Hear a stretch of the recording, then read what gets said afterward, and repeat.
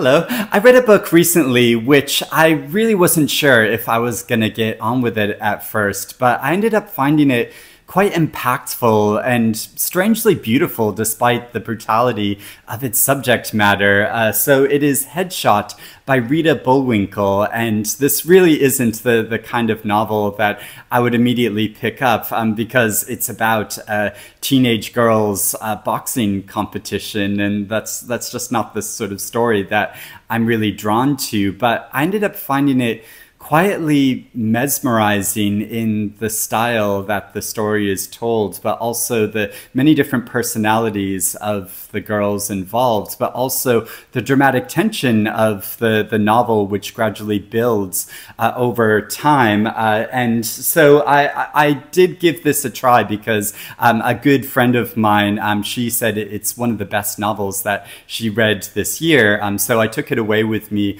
on holiday. I went on a holiday for a while to the south of France recently, and so I'll put in an obligatory shot here of me reading the novel by the pool, and yeah, I think this gave me time to really sink into this story and become really involved with it because it follows these 8 different teenage girls as they enter into a fictional boxing competition called the Daughters of America, and we see in the very beginning how they are pitted against each other, and we follow each of them as they are in pairs and they go head to head to try to progress to the next round. So we follow the 8 of them through the initial part of the competition, and then it gets down to 4, and then to 2, and then to the winner. And so as it went on, I really wanted to know who was going to win. And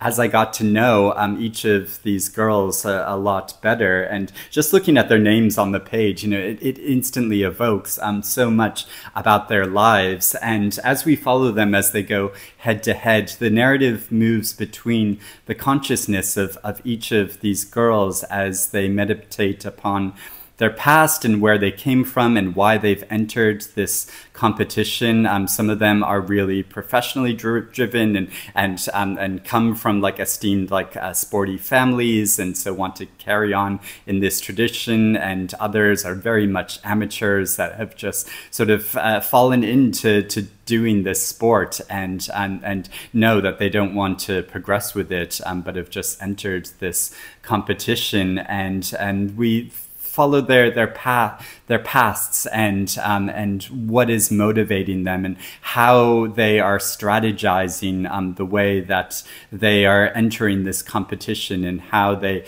deal with the challenge of boxing in the moment. And there is like an immediate tension throughout it, as you know, this is a physical fight. They are hitting each other in the head and on the body, and so I felt really tense for each of the girls that they might get hurt or like damaged in some way. And we also follow how they rationalize what they're doing. So one of the girls, she has an interest in mathematics, and she's memorized the sequence of pi. And so her way of kind of working through the present moment and this competition is to recite in her mind and quietly aloud the numbers of pi. And but other girls have a very different strategy. One of the girls, when she's not boxing, she wears a raccoon hat, and just as a way partly of kind of throwing the other girls off and make her feel like an unknown factor. And I kind of like how this harkens back to a kind of Davy Crockett vibe, and but also it feels this way of that she uses to consciously like alienate herself from those around her, because she finds it really difficult to connect with other people, and so to make herself stand out and stand apart from everyone and be slightly suspicious of her. She uses this as kind of a front to distance herself from other people and throw them off their game as they go into this competition. But we also get little glimpses the future of these girls as they're going about this competition, and where they ultimately end up, the jobs that they do and the life that they make for themselves. And for a lot of them, you know, this competition really doesn't have much to do with their future, but in a way it does, because in this way that when we're teenagers, especially, I think we can get so involved and invested in something and feel really passionate about it because it's our entire world. And it's partly a way of working through maturity and growing and learning how we want to exist in the world. And I think that's what this novel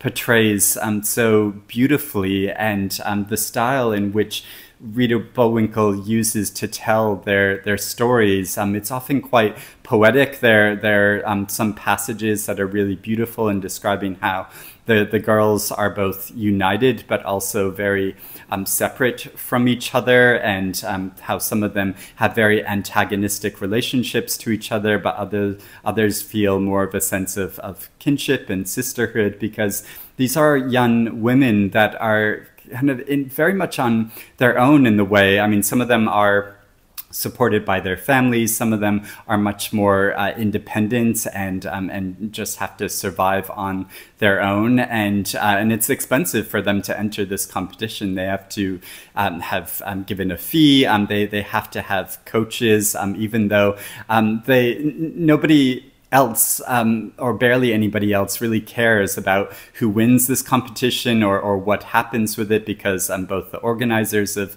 the competition and the coaches, I mean, they're all described as sort of pot-bellied and just sort of watching on the side, just waiting for the competition to be over this period of a couple of days, or because it takes place in Reno, they want to go gamble. That's what they're really interested in and why they're there, rather than this competition. And the family members that come to support them, a lot of them who, if they do have ones that have come, they've come more just like grudgingly to indulge this teenage girl going into this competition. So it's really only the girls that care about this fight, and some of them don't even really care all that much whether they win or lose. So it's this question of like, well, what is this competition really about, and why are they entering into this really like brutal battle with each other? And so the narrative follows how they gradually work through this process of